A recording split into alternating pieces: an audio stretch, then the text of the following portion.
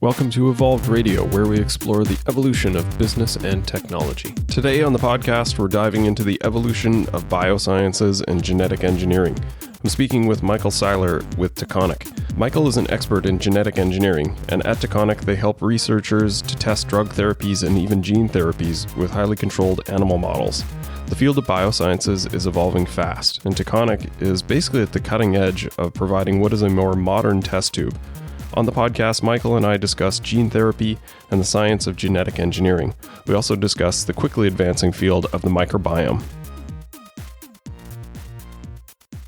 If you enjoy the show, be sure to subscribe on iTunes, Stitcher, or wherever you get your podcast from. Also, be sure to check out the webpage evolvedmgmt.com/podcast for show notes, links to my guests, and to check out previous episodes. Now, let's get started. Joining me on the podcast today is Michael Seiler, VP of Commercial Product with Taconic. Welcome, Michael. Thanks for having me. Really interesting discussion today. A bit off the typical path for the podcast, but an area of particular interest for me, and really looking forward to diving into this. The area that you work in, I guess, would largely be described as research and genetic engineering. And you want to give us a bit of background on the work that you guys do and fill us in on your role? Sure. My background goes back probably 15, 20 years in the research space, studying how we can modify DNA for therapeutic purposes. My personal research background goes back to engineering viruses for gene therapy back into the late 90s, when this was a really novel concept on how we can treat some of the underlying mechanisms of disease related to monogenic gene dysfunction. Single genes cause a specific disease, and how could we go in and repair that? As I've kind of transitioned through my career from a research setting to now leading the commercial activities at Taconic, we basically take these tools and understand how a tool is used by scientists. How do we take the power that we have to manipulate the genome of living things and create or increase the potency of research tools, unlocking the creativity of scientists that are operating all over the university research landscape and in the biotech space, and now transitioning into greater acceptance in large pharma.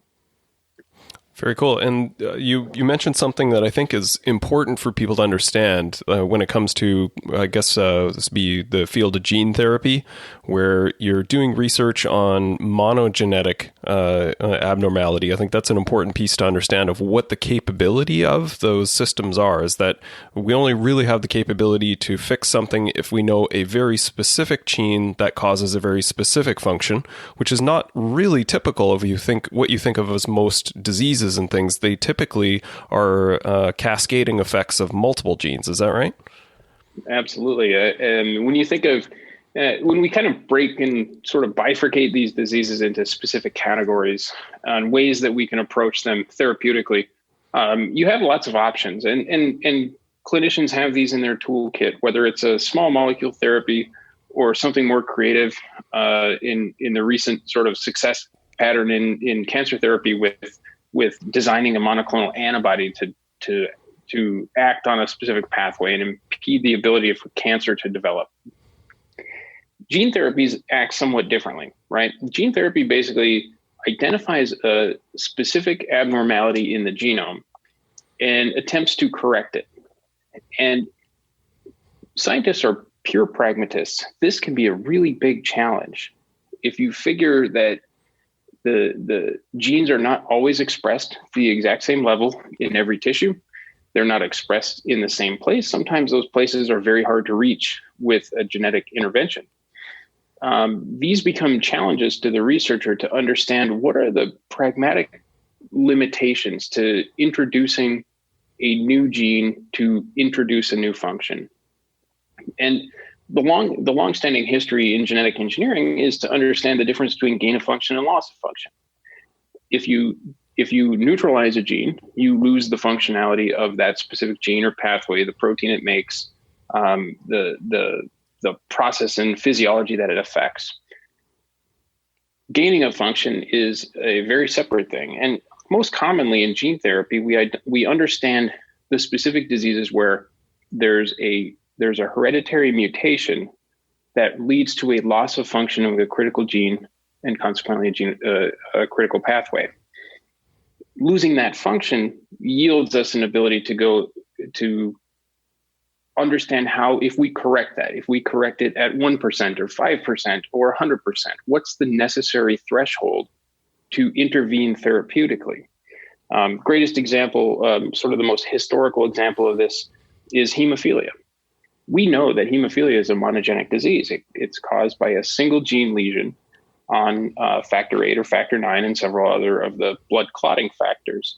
This leads people to have an inability to properly clot after a cut or after a wound or an internal lesion. Replacing 1% or 5% of factor VIII, the factor VIII gene, will completely correct the adverse pathology of hemophilia. And so that gives us a lot of potential to understand as researchers in this space. How could we think about this disease, and how could we supply that 1 to 5% that's therapeutically corrective and prevents the majority of pathologies and comorbidities associated with hemophilia through some genetic intervention? That's really interesting. That's really interesting. Yep. Let me underline, if I understand correctly, what you're saying, that when you correct the gene in hemophilia, it actually only has like a 1 to 5% effective rate on sort of the total genetic map within the body, but it's enough that it actually corrects the disease overall in the body. Slightly different twist on that. What we've learned through studying the pathways of hemophilia is that the factor VIII gene creates a protein that, if you were to in a person that is factor VIII deficient, if you were to resurrect 1 to 5% of that total amount of factor VIII, you would completely correct the major pathophysiology, the major issues with the disease.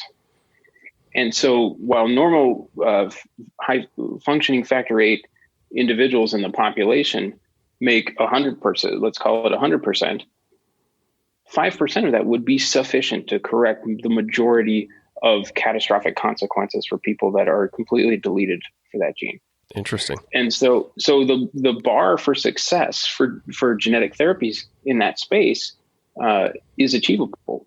And that means that when we think of the pragmatic aspect of gene therapy, how are you going to correct 1 to 5%? Does it have to come from the actual cells and tissues in the body that make factor VIII, or could it come from somewhere else? Could it come from the muscle? Could it come from a different tissue that's more prone to genetic manipulation, so that you could resurrect that same circulating amount of factor VIII that corrects all the downstream consequences of lacking it? Very cool.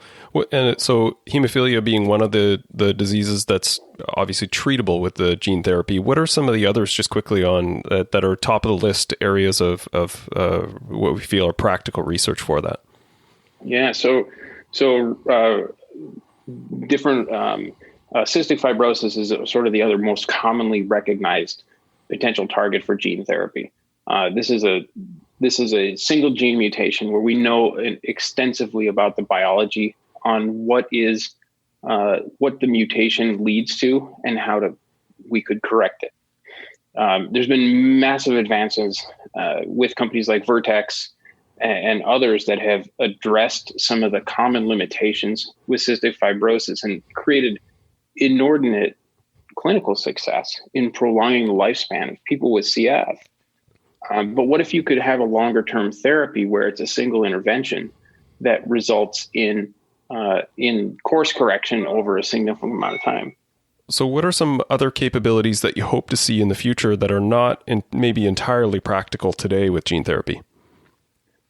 Well, I think where we've seen the field transition to is to understand how our ability to manipulate the genetic code can be leveraged in several ways. One is to directly intervene in a therapeutic pathway.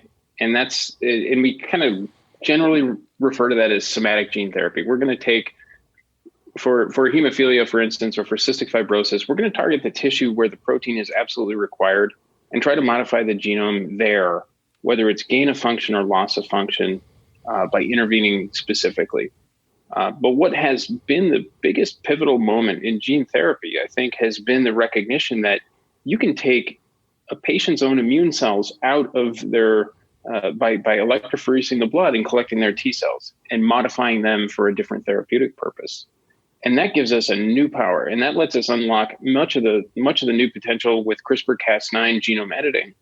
That gives it an immense amount of bandwidth to the capabilities of genome modification. How do you take these cells are terminally differentiated, right? So you're not going to get a lot of propagation out of a T cell beyond its clonal expansion, but you are going to be able to effect a certain specific function in a short window of therapeutic opportunity, where by unlocking that capability, you may treat a growing tumor, or you may treat another infectious disease process. And that power is really at the forefront of the field.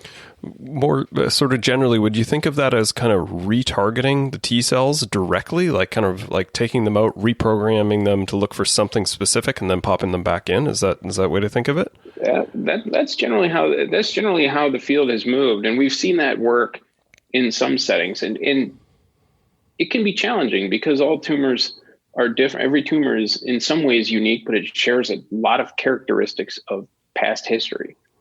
So how do we best re-engineer those specific effectors of the immune system so that they're sufficient to fight specifically what we want them to fight, whether it's a growing tumor, but also make sure that they're not able to fight something that we don't want them to, some other natural function like that autoimmunity is required.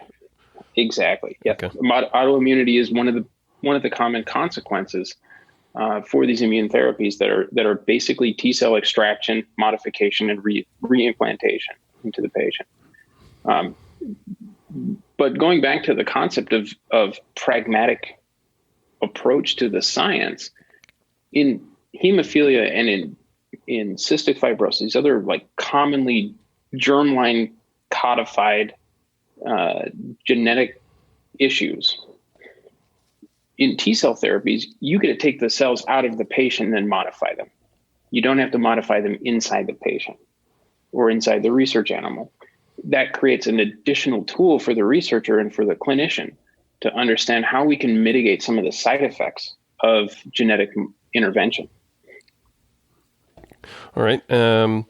You mentioned CRISPR-Cas9, obviously a huge revelation in gene editing and gene therapy, the tool now being used. So we won't get too deep into this. There's lots of other resources that I'll link to in show notes if people want to check out what it is.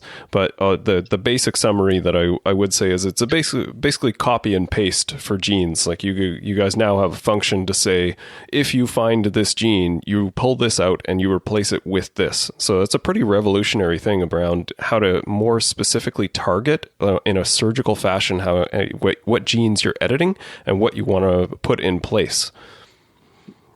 Absolutely. CRISPR-Cas9, and if I draw it back to what Taconic focuses on as a company, we focus on the tools and unlocking the potential for researchers more on the preclinical side of discovery, on the discovery side of new therapeutics. And providing those tools at a high integrity so that researchers can then go in and then ask these probing questions about what is, given this context, what is an appropriate therapy I could come up with to address a specific problem. When we think about CRISPR-Cas9 as a tool, it has inordinate potential, and CRISPR itself was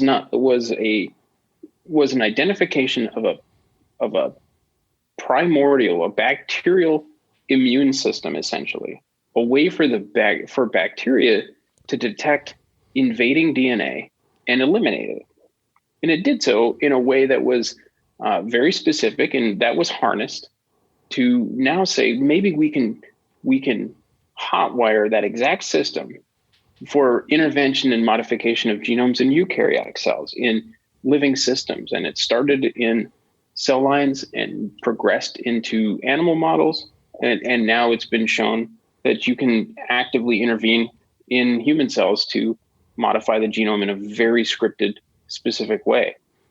It's not without limitations, however, and that's where the scientists have to focus much of their energy, is the capability to drive that sort of Microsoft Word version of function where you can find and replace.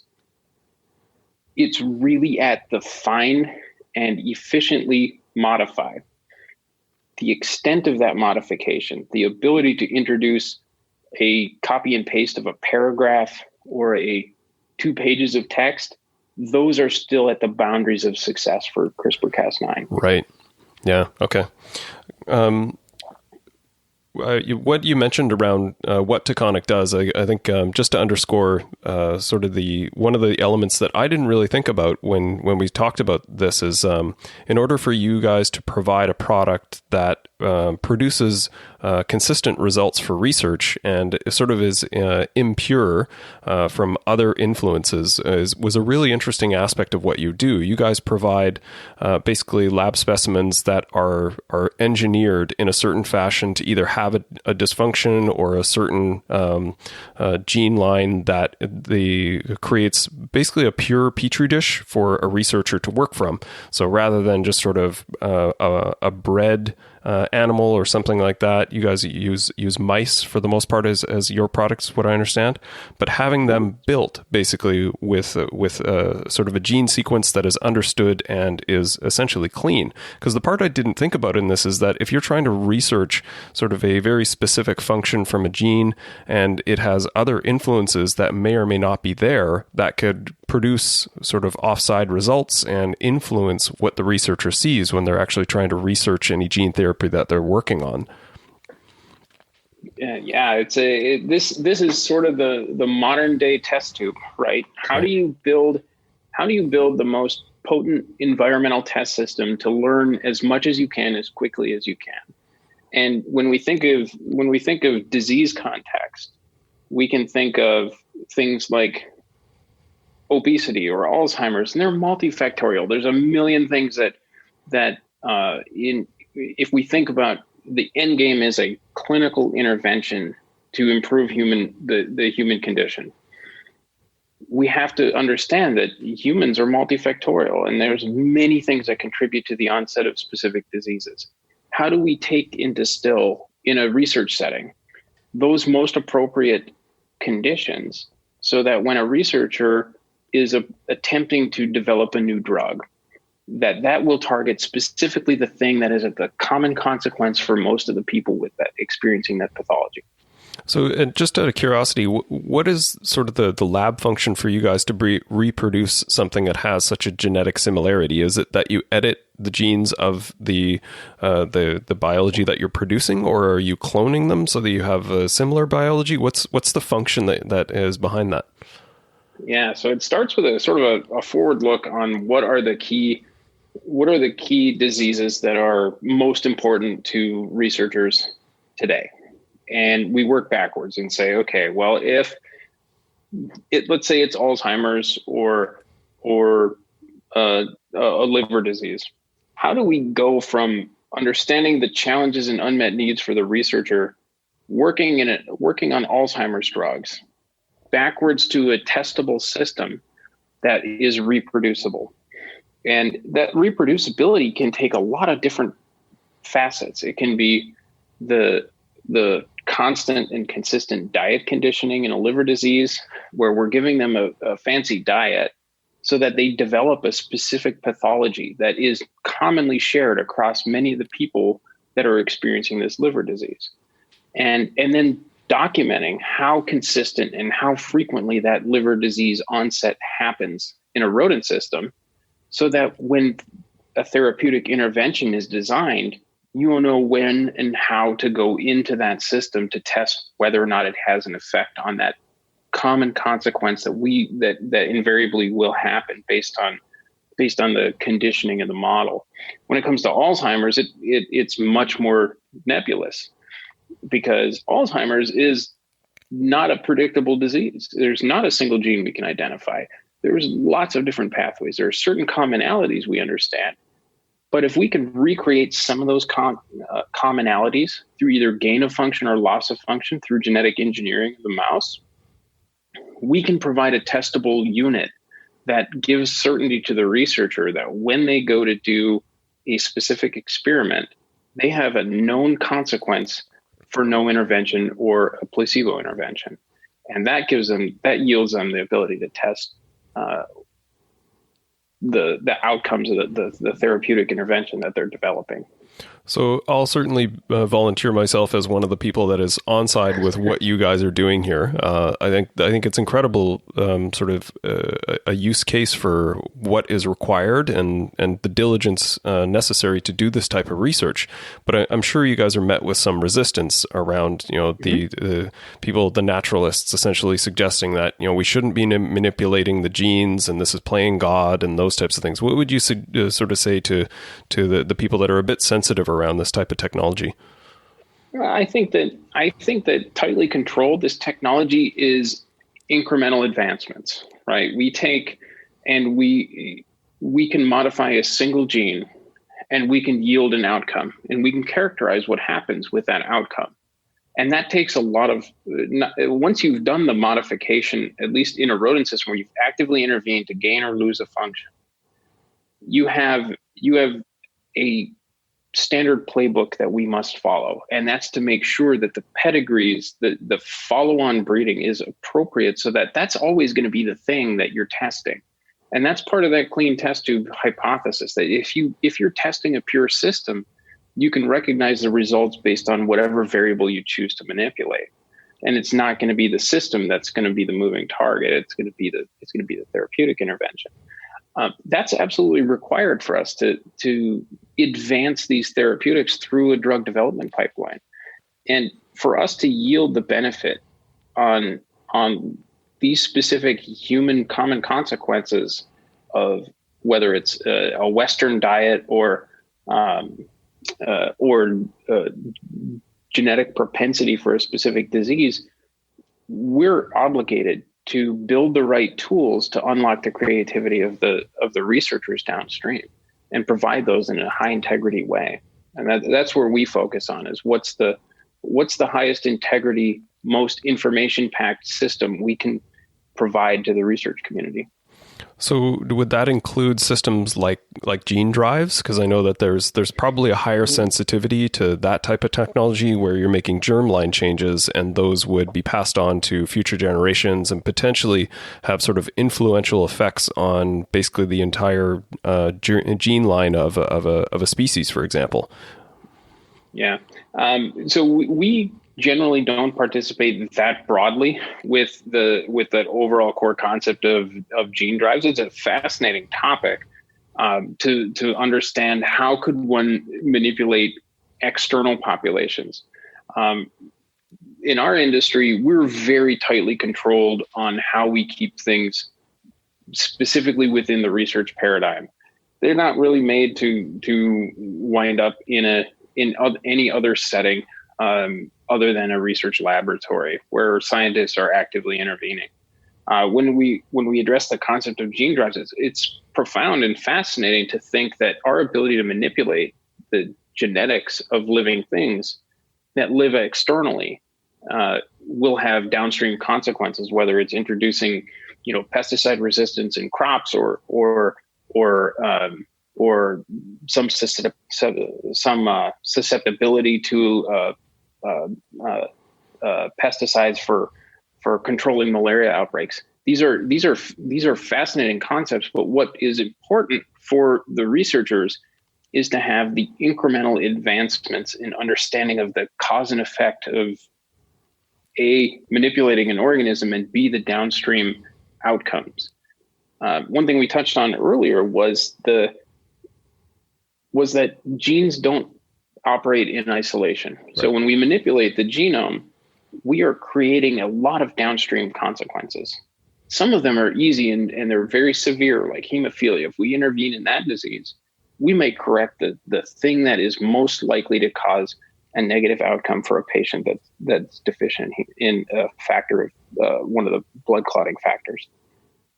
When you start moving into other areas, the gain and loss of function of specific genes has a myriad effect that may not be easily predictable. But having that testable system to scenario plan what are the things that could happen are necessary for researchers to really advance the development of these medications. Right. So the gene drive functions appropriately scary, not necessarily something that you guys sort of participate in, and it's just sort of an externality of this capability to be able to make these changes. But as you said, appropriate caution, because we're not, as humans, we're not terribly good at understanding the larger impacts of manipulations or changes that we make to the environment, and not really having a capacity to understand the downstream effects is why people could get appropriately nervous around that type of intervention, right? Sure. I think that's sort of where when you have scientists with a healthy amount, every scientist sort of inbred with this healthy amount of skepticism on tools. I remember when CRISPR-Cas9 came out. Before that, we had zinc finger nucleases and talins and other ways to modify the genome that were giving us these indicators of potential to actively intervene in a specific genetic pathway. And our control at this point is pretty good. But the downstream consequences, when you factor in how many genes are expressed and the constellation of interactions that those proteins encoded by those genes have in executing a physiologic outcome, a specific pathway, a metabolic pathway, or an immunologic pathway, how do we factor in the downstream consequences of loss of function? It's an important provocative question that without the appropriate tools, scientists can't ask. Right. And what we try to do at Taconic is provide a testable living system capable of answering some of those questions. Right. So the other side of this that I think is more of a recent application of the sciences would be the microbiome. And this, the microbiome has become the superstar of biological research and just general biological interest. Like the level that we've learned of how influential the microbiome is to the overall system and its direct integration to brain function and all kinds of stuff has been absolutely fascinating over the last few years. Do you want to comment a bit on sort of the expansion of the microbiome research? Yeah, this is a major focus for us at our company. You can imagine that if we assume the microbiome is important, and when we properly define the microbiome, it's the bacteria that lives in our gut and on our skin. That's the most general way to think about it. But what those bacteria do is they live in a state of symbiosis that create a holistic organism, and their function is important for our function. And when we think that in a typical in vivo model system, we are discreetly controlling the microbiome by eliminating the adverse consequences of specific bacteria that can lead the animals to get sick, or that can erode the confidence in specific results. We're basically producing our animal models in a clean room. And so the next question is a clean room reflective of what happens in the population? Because we know humans aren't living in a clean room. So when we think about the impact on an in vivo model and how it translates to what is the for lack of a better term, the messy situation that happens for normal human behavior and human life and human activity, how do we start to better model what the microbiome impact is on physiology and drug metabolism? What we know about what we've learned in the last 4 or 5 years is that drugs don't always respond the same way in every person that they're given to. And we can then go back and model that in vivo systems like our models, where we manipulate the microbiome and the drugs don't behave the same way. in that It's very wild. well-controlled, testable system, the drugs don't behave the same way. And it's more reflective of a human population. That tells us that the microbiome itself is an acting contributor to what the success or failure of not only whether a drug works in humans when it makes it to the clinic, but whether it worked in the preclinical space when someone was testing something that otherwise looked really important to move through a pipeline. Perhaps the in vivo model used had a microbiome that was actively intervening, blind to the scientists whether or not that was important. And that to me is a very disruptive element of what we do in an active area of investigation for our what we call our sort of our disruptive innovation Yeah. strategy. It's so fascinating. Like I've heard some reports of people that get fecal matter transplants, and they report personality changes, even sort of their ability to lose weight or gain weight is a function of the microbiome and what exists inside them. It sort of has this knock-on effect of this direct correlation to their physiology. It's such a wild thing to think of. For us, it's of critical importance to understand, because if we take the way that just those anecdotal responses are an indicator to us that the microbiome itself is going to be a new criteria for evaluating the success or failure of specific drugs and compounds. And that's not even addressing whether the microbiome itself can be an active therapeutic, which is another area significantly, it's an active area of investment in the venture capital space, where we're seeing a lot of activity in companies that are making bugs as drugs. And maybe you can re-engineer the microbiome, combining both the capabilities of our ability to manipulate the genomes in a bacterial setting, reintroduce those to have some positive function or to have some insulating function in preserving a status quo or in a therapeutic intervention. So there's lots of places where this microbiome aspect of of what we do to build tools for researchers can take us. So what would be your feeling of sort of the state of research around more the public commercial space of this? There's companies that like ERP048 and Viome that do the analysis of the microbiome, but a lot of people suggest that our understanding of what's actually in there is so infantile that it's not really that useful. What's your feeling on that? So that is the exact same perspective that Gregor Mendel, Watson, and Crick were confronted with, right? There is this idea of heredity in the genome. And going back hundreds of years, you can say that there must be something hereditary to the way genes are propagated through a typical species. That's a point that we had no clear understanding until Watson and Crick solved the structure of DNA. And it wasn't until Kerry Mullis solved the ability to do polymerase chain reaction where we could start really examining base by base the genetic integrity of a specific modification. And as that carried forward, I think that's what we're looking at with the microbiome.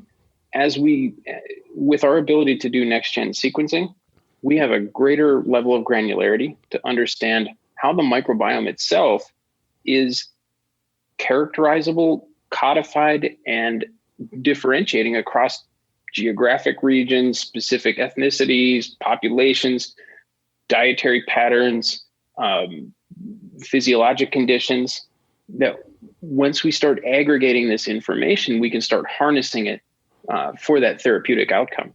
And so I think we're really in the early days of understanding it, which creates a really exciting time, because we're back to that setting where, back when the genome was originally sequenced, we had 1 billion base pairs in the genome. We now know there's maybe give or take 30,000 genes that are actively expressed in any given cell in the human.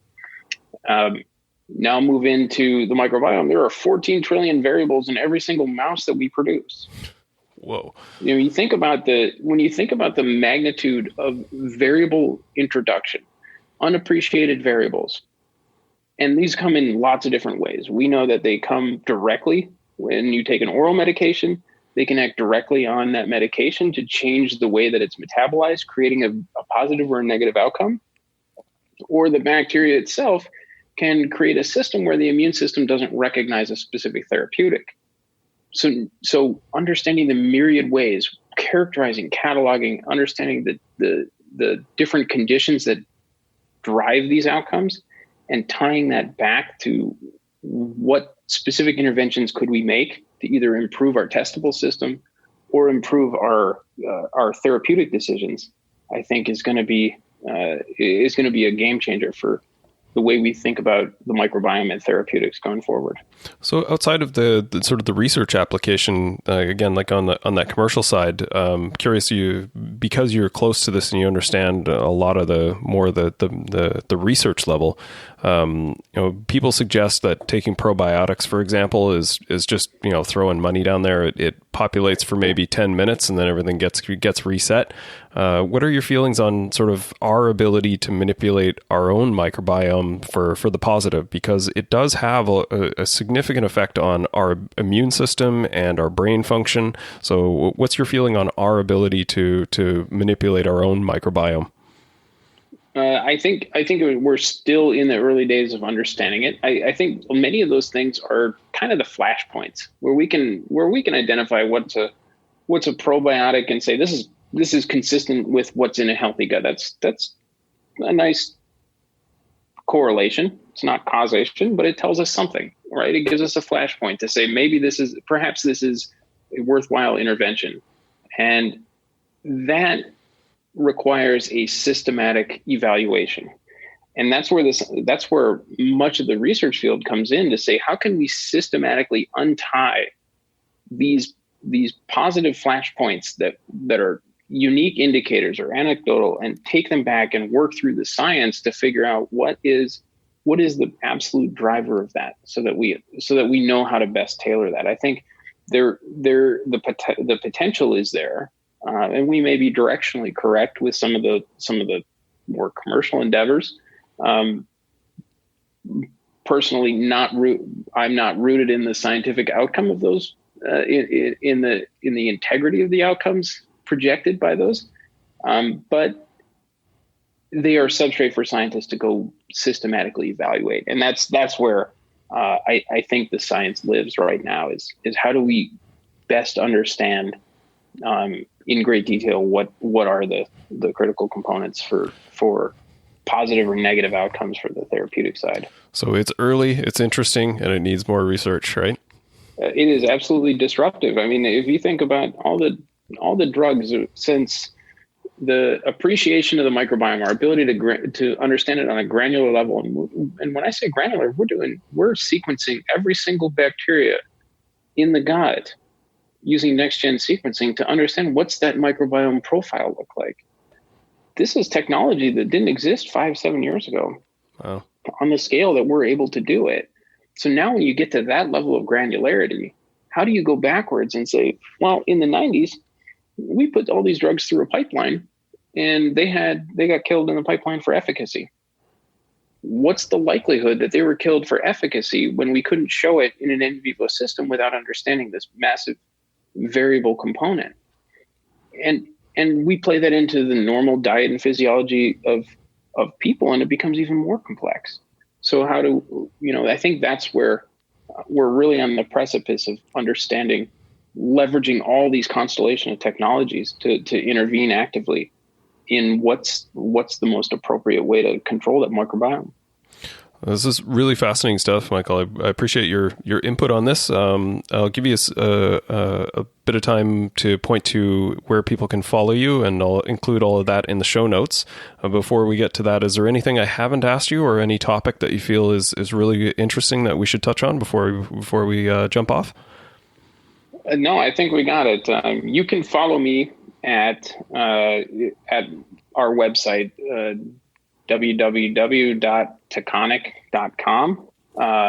Primarily an audience for researchers, but you'll learn a lot through our insights section on the website of what are researchers really caring about and how they're defining the appropriate in vivo models to drive the newest class of therapeutics forward. We're actively developing new products so that researchers can be more effective. And as a company, Taconic's primary mission is to develop the most highly potent, information-packed systems so that researchers can accelerate their drug discovery pipeline. Incredibly useful and incredibly required for the future of research and medicine and biology as a whole. So really applaud what you guys are doing. And thanks for joining us to give us a bit of a peek on the inside of the genetic engineering world. You got it. Thanks, Todd. I appreciate it.